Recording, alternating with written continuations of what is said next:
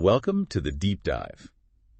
Okay, so today we're going to ask something, well, pretty provocative, I think.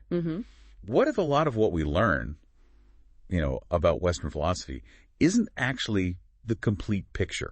Right. What if some of the big names, the foundational figures, were actually retransmitting knowledge, maybe even repackaging it from totally different places instead of, coming up with it themselves? That's exactly the fascinating and maybe challenging area we're diving into today. Okay. Our goal here is really to unpack this alternative view on intellectual history. And we're specifically looking at arguments presented by Dr. Mahmoudzhan Kучкарова. Right. Through his assistant, is that it? Yeah. On the OTA Academy of Human Language YouTube channel. That's the one. And the central claim from this source, it's pretty radical. Yeah. How so? It basically suggests that figures we usually think of as totally original, Kant, Hegel, Descartes, might actually be better understood as retransmitters. Retransmitters of knowledge. Yeah, and it goes further. The source even suggests that what we call ancient Greek philosophy, may have Turkic roots. Turkic roots for Greek philosophy. Wow.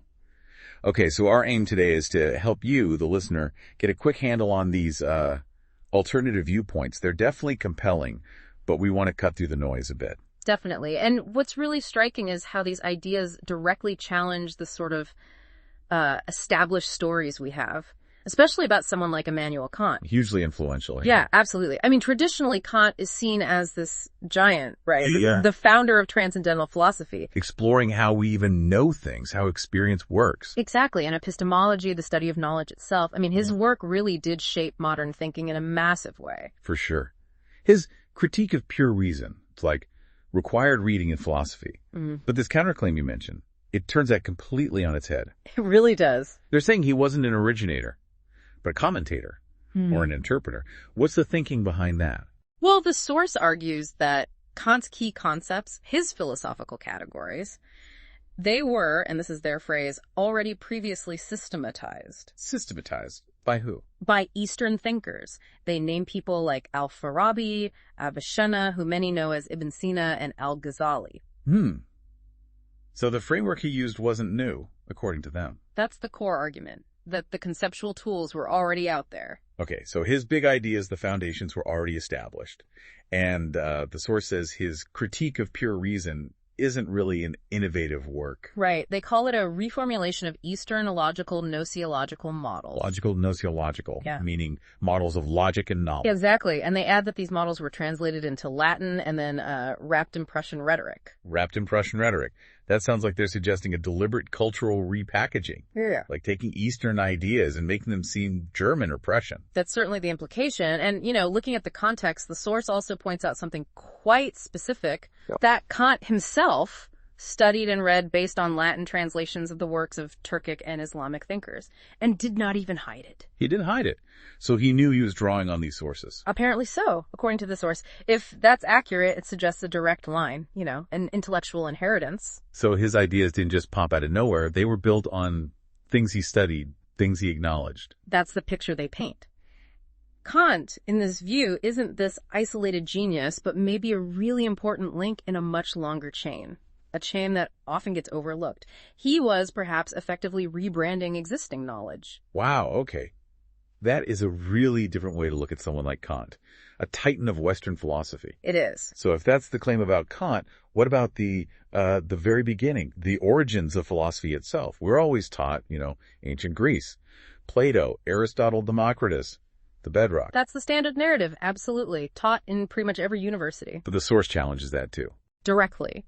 For instance, they claim that Aristotle's manuscripts, they reached us through translations from Merv and Anatolia, and not from the original Greek. Merv and Anatolia, so Yeah. Central Asia and Turkey, basically.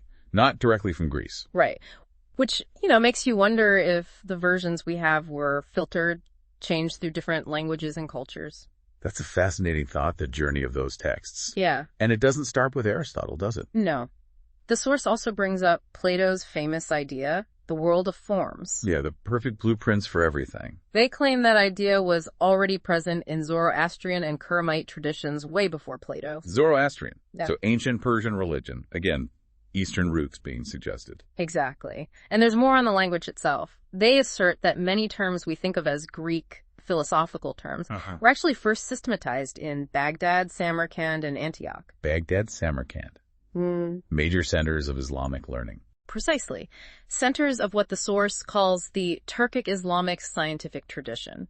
So even the basic vocabulary might have been developed and formalized there, not in Greece. Okay, so putting that all together, the source's conclusion is pretty dramatic. They say, so-called Greek philosophy is Latinized Eastern wisdom, packaged under a Greek brand. That's the quote. It's a sweeping claim. It really is. It suggests what we call Greek philosophy is basically a rebranding of older Eastern thought. It definitely raises huge questions about, who gets credit for ideas, how knowledge gets labeled and passed down through history. So if this view holds any water, it forces a major rethink of where philosophy actually started. It does. And the source proposes an alternative origin point. They call it Turkic Islamic pre-Greek humanism. Turkic Islamic pre-Greek humanism. That's quite a mouthful. And they call this the genuine philosophical school. That's the term they use. Yes, the genuine one. Okay, well, if this is the genuine school, like they say, the obvious question is, why haven't we heard about it?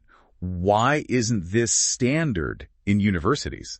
What's their explanation? Well, according to the source, it's basically because acknowledging this would just completely upend the standard story of Western intellectual history. It would rewrite the textbooks. Pretty much. They point to specific figures, like Al-Farabi. They claim he created logical categories long before Kant. Long before Kant. Or Ibn Sina or Avicenna. They argue he developed the structure of reason and perception long before Descartes. Before Descartes. Wow. So these core ideas about logic, reason, perception, they're arguing these originated centuries earlier in the Islamic world. That's the claim. And then there's Al-Biruni. The source says he built empirical scientific methodology 800 years before Popper. That's 800 years before Karl Popper. That's a huge time frame. We're talking about a scientific method here. It's a significant claim, yeah.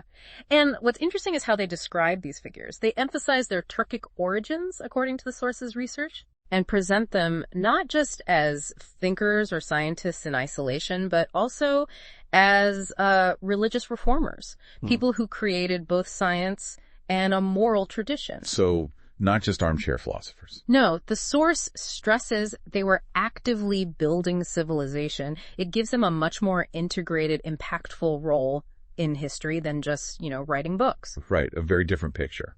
Now, the source seems to take this analysis a step further into territory that feels, well, quite charged. Yes, it does get into some very critical interpretations. They claim the whole concept of Western philosophy wasn't actually created to describe truth. Oh. But for other reasons. That's right. And it's crucial, again, to be clear, this is the source's assertion we're reporting on.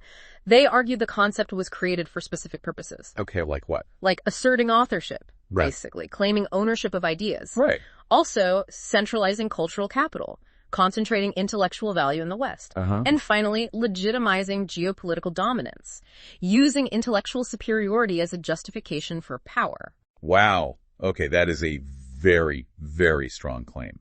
Asserting authorship, centralizing culture, legitimizing power, instead of just describing history. It's a highly critical perspective. They essentially characterize Western philosophy not as history, but as a reconstruction. Not knowledge, but distortion. A reconstruction, a distortion. That implies it's a deliberate fabrication almost, designed for ideological purposes. That's the strong implication from the source material, yes. That it's a construct serving specific power interests rather than just an objective account of intellectual development.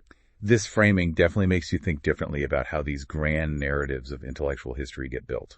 Okay, so let's try to pull this together. The core argument we're getting from this source regarding Kant specifically is that while he's obviously a respected, important thinker, he's presented more as a competent interpreter of someone else's legacy. Is that fair? That captures it well, yes. An interpreter of a legacy. Which, they claim, was then sort of repackaged for the needs of Prussia and early German Protestantism. Exactly. That cultural and political repackaging is key to their argument.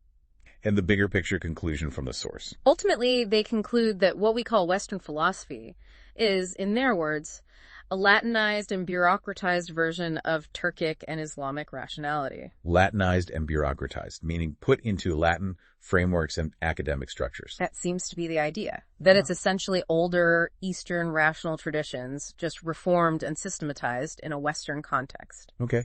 And you mentioned this connects to the researchers, Dr. Kучкаров's wider work, something about language. Yes, his theory of odom tili, which translates to human language, it's described as a kind of phonetic semantic archaeology. Digging into the deep connections between sound, meaning, and the body and thought. Right, and he frames this larger project as a restoration of genuine human science.